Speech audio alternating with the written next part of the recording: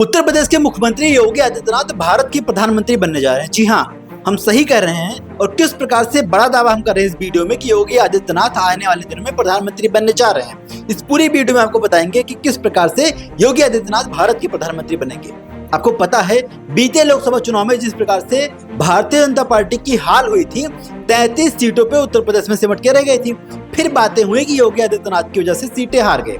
लेकिन योगी आदित्यनाथ की वजह से सीटें हारने से पहले किस प्रकार से सोचना चाहिए भारतीय जनता पार्टी को, भारतीय जनता पार्टी ने सोचा भी, मंथन भी किया।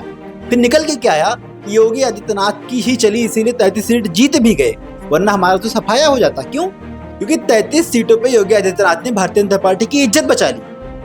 बाकी सीटों की बात कर लें तो जिस प्रकार से योगी आदित्यनाथ सूची लेके पूरी सूची बनाई थी योगी ने, उसको दिल्ली पहुंचे थे। अमित शाह नहीं माने। अमित शाह क्यों नहीं माने? क्योंकि अमित शाह योगी आदित्यनाथ को नहीं पसंद करते हैं। योगी आदित्यनाथ उनके जो है प्रतिद्वंदी हैं आने वाले दिनों में प्रधानमंत्री के रूप में। तो योगी आदित्यनाथ की सूची को कैंसिल कर दिया गया कि ये भाई योगी आदित्यनाथ की सूची को नहीं फाइनल किया जाएगा, हम अपने मन से टिकट बांटेंगे। चलिए, टिकट भी बटा, चुनाव भी हुआ, तो क्या हुआ, हैसियत सामने आ गई। 33 सीटों पर सिमट के भारतीय जनता पार्टी यूपी में रह गई। फिर एक प्रकार से ये प्रोपेगेंडा फैलाया जाने लगा और इसको चलाया गया ट्रेंड में कि योगी आदित्यनाथ की वजह से यूपी हार गए हैं, योगी आदित्यनाथ को हटा दिया जाए, केशव प्रसाद मौर्य यूपी के मुख्यमंत्री बना दिए जाए। केशव प्रसाद मौर्य लगे दिल्ली दौड़ने, डेली दिल्ली डेली दिल्ली। लेकिन केशव प्रसाद मौर्य सफल ना हो सके। जगत प्रसाद नड्डा से मिलते तो कभी अमित शाह से मिलते। नरेंद्र मोदी ने सारी चीजों पर लगाम लगा दिया। क्यों? क्योंकि नरेंद्र मोदी दूरदृष्टि रखते हैं और नरेंद्र मोदी भांप लेते हैं कि आने वाले दिनों में क्या होने वाला है। नरेंद्र मोदी जानते हैं कि जनता जिसको चाहेगी प्रधानमंत्री वही बनेगा, चाहे अमित शाह हो, चाहे योगी हो, चाहे शिवराज हो, चाहे गडकरी हो, चाहे कोई भी हो। तो जनता का रुझान अब योगी आदित्यनाथ की तरफ है, क्योंकि जनता जब योगी आदित्यनाथ की हटने की खबर आती है तो कहीं ना कहीं विद्रोह उत्पन्न कर देती है और बात चलती है कि भारतीय जनता पार्टी को केंद्र की राजनीति से, राज्य की राजनीति से, हर जगह से समाप्त कर दिया जाएगा।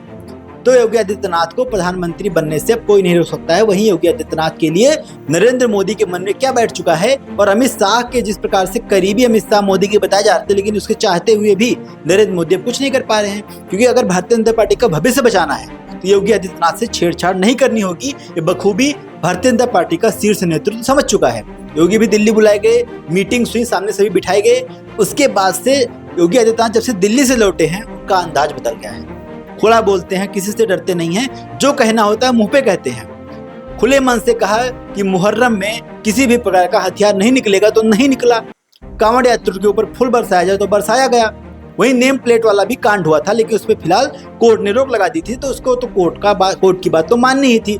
लेकिन उसके बाद से जिस प्रकार से खुले मंच पे योगी दहाड़ रहे हैं, चाहे अयोध्या की बात कर लें, चाहे मिल्कीपुर उपचुनाव की बात कर लें, चाहे अयोध्या की बात कर लें, अयोध्या में विश्वविद्यालय की बात कर लें, तमाम सारे मुद्दों पे अयोध्या में किस प्रकार से एक दलित बिटिया के साथ दरिंदगी हुई थी, उस पर भी योगी ने खुल के बातें की है। किसी भी प्रकार का लाग लपेट नहीं। बंगाल वाले कांड पे भी अखिलेश यादव को घेरने की कोशिश की है। लेकिन अब योगी आदित्यनाथ ने एक बड़ा बयान दिया है। बयान किस मुद्दे पे है?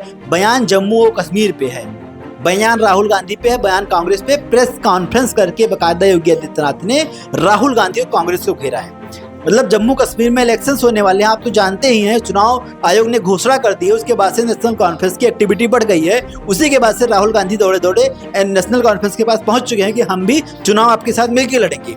उसके बाद से जिस प्रकार से योगी आदित्यनाथ ने इसको घेरा है राहुल गांधी को, क्योंकि नेशनल कॉन्फ्रेंस की जो मैनिफेस्टो उसमें कहा गया है कि 370 को वापस ले आएंगे।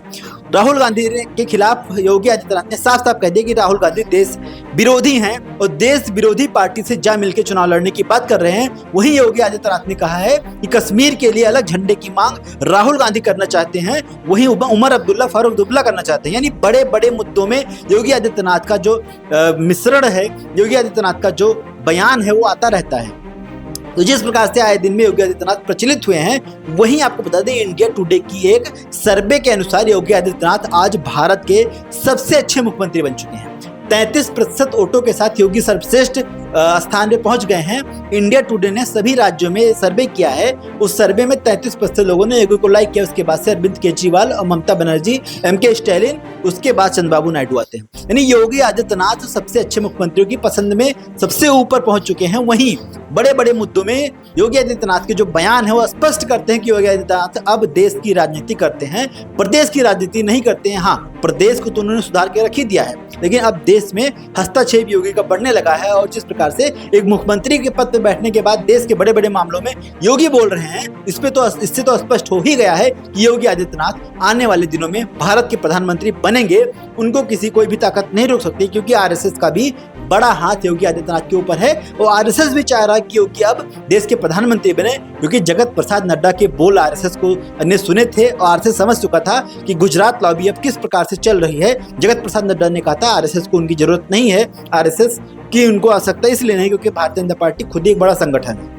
लेकिन योगी आदित्यनाथ मोहन भागवत से इतर नहीं चलते और हिंदुत्व की बातें जो होती हैं योगी आदित्यनाथ खुले मंच पे कहते हैं। आरएसएस को इसको पसंद भी आरएसएस करता है, तो आरएसएस की भी का जो मत है वो योगी आदित्यनाथ के पक्ष में है। और योगी आदित्यनाथ आपको बता दें, आप गांठ बांध के रख लीजिए, आने वाले दिनों में भारत के प्रधानमंत्री हो सकता है 29 से पहले भी बन सकते हैं। बड़ी खबर है, बड़ा खुलासा है, लेकिन आप हमारी बातों को समझिए। योगी आदित्यनाथ 2029 से पहले भी भारत के प्रधानमंत्री बन सकते हैं। फिर भारत की दिशा और दशा कुछ और होगी और भारत शीर्ष नेतृत्व पे विश्व को नेतृत्व करेगा। योगी आदित्यनाथ जैसे नेतृत्व पाके भारत धन्य हो जाएगा।